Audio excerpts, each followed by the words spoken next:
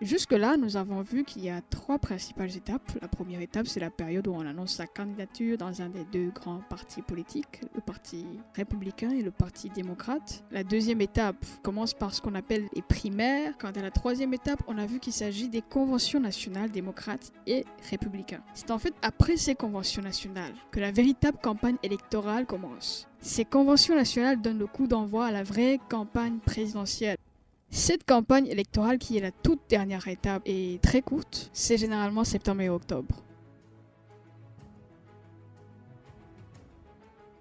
Aux États-Unis, l'élection du président elle s'effectue toujours au suffrage universel indirect, c'est-à-dire que le président n'est pas élu directement par les Américains. Mais alors si les Américains ne votent pas pour le président, pour qui votent les Américains? L'élection présidentielle américaine, c'est une élection dans laquelle on élit un collège électoral. Ce collège électoral désigne l'ensemble des grands électeurs, ce sont des citoyens qui n'exercent aucun mandat. Ils sont désignés par leur parti démocrate et républicain. And the larger a state's population, the more state electors it has. So California, the state with the largest population, has the largest number of electoral votes, while Delaware gets less than a tenth of that. Chaque État possède ses propres grands électeurs. Actuellement, le collège électoral compte 538 grands électeurs. Le nombre de grands électeurs est déterminé par la représentation de chaque État au Congrès. C'est-à-dire que les grands électeurs que chaque État possède correspondent au même nombre de sénateurs et de représentants que cet État possède au sein du Congrès. Aux États-Unis, concernant le nombre de sénateurs, il est fixé à 2 sénateurs par État, quelle que soit la taille de l'État. Et rappelons qu'il y a aux États-Unis 50 États, donc on a un total de 100 sénateurs. Quant aux représentants, c'est-à-dire les membres de la Chambre des représentants, le nombre total des représentants est de 435. Et chaque État a un nombre de représentants qui est proportionnel à sa population. Maintenant, si on essaie de compter, nous avons 100 sénateurs plus 435 représentants, ça nous donne un total de 535. C'est-à-dire que l'on est aussi censé avoir 535 grands électeurs, sauf que je vous ai dit que le collège électoral est formé de 538 grands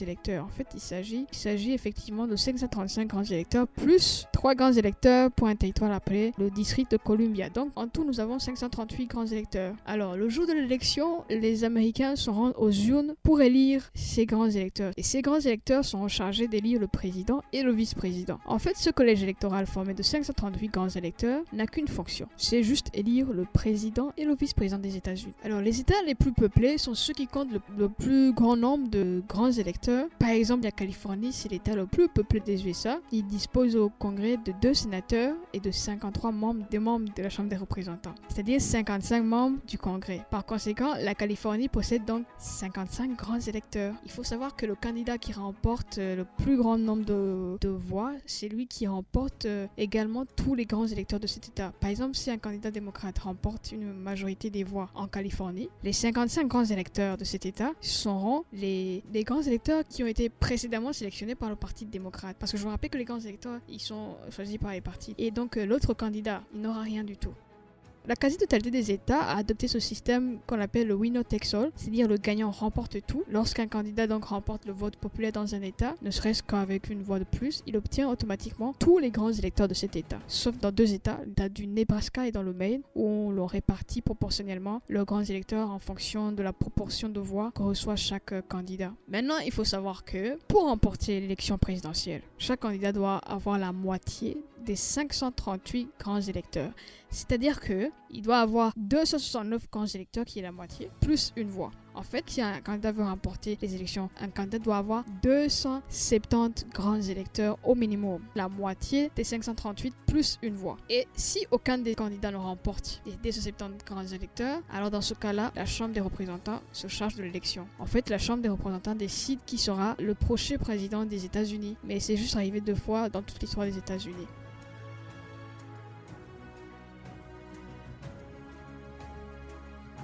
Aux États-Unis, le candidat qui obtient le plus de voix au niveau national obtient également plus de grands électeurs, mais la mécanique électorale ne le garantit pas forcément. En effet, il est possible de devenir président des États-Unis sans avoir la majorité des voix au niveau national, un candidat peut être élu même s'il ne gagne pas la majorité des votes populaires. Aux États-Unis, il y a des États qui ont voté pour le même parti pendant des décennies et qui ont très peu de chances de changer. Il y a les Blue States, c'est-à-dire les États démocrates, et les Red States, c'est-à-dire les États républicains. Le Texas, par exemple, est républicain et la Californie est toujours démocrate. Et donc, pour cette raison, les candidats ne vont pas aller faire campagne dans ces États-là parce que c'est déjà gagné ou perdu d'avance. Par contre, il existe quelques dizaines d'États où les démocrates et les républicains sont en coude à coude et où quelques milliers de voix pourraient faire basculer l'État. On appelle ces États les swing states ou en français les États pivots. Les swing states, ils hésitent entre le candidat républicain ou le candidat démocrate. Et c'est dans ces États-là où les candidats vont aller faire campagne.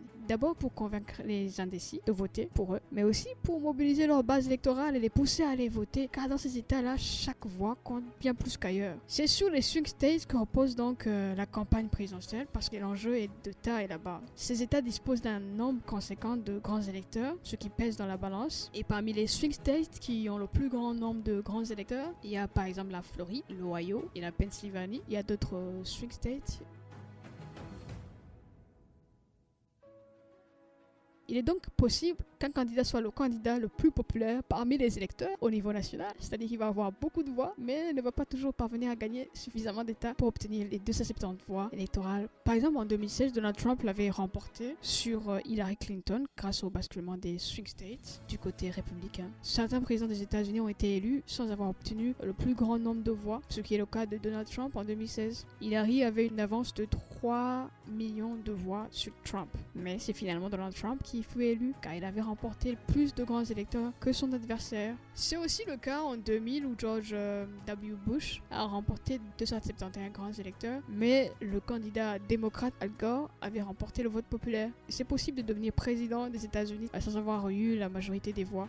Le jour de l'élection présidentielle américaine, ce jour est toujours fixé à mardi, le premier mardi qui suit le premier lundi du mois de novembre de l'année présidentielle. C'est toujours comme ça, c'est toujours le premier mardi qui suit le premier lundi du mois de novembre de cette année-là présidentielle. Et comme on l'a vu, les électeurs ils vont voter dans chaque État pour choisir non pas le président mais les grands électeurs. À l'issue de ces élections, chaque État comptabilise quel camp a remporté la majorité des suffrages et lui attribue tous ces grands électeurs. On a vu que sauf dans le Maine et dans le Nebraska où on répartit les voix à chaque candidat proportionnellement aux voix qu'il a obtenues.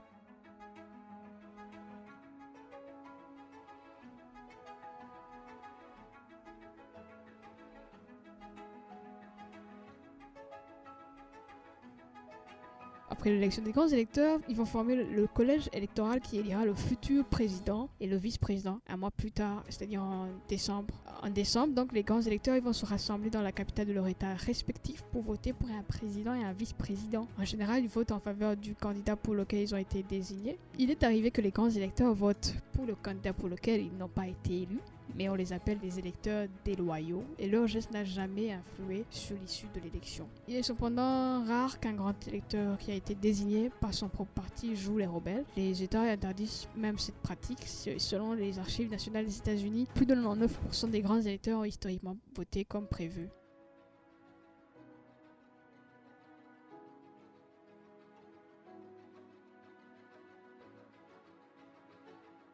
Une fois élu, le candidat va se préparer pour entrer à la Maison Blanche en janvier.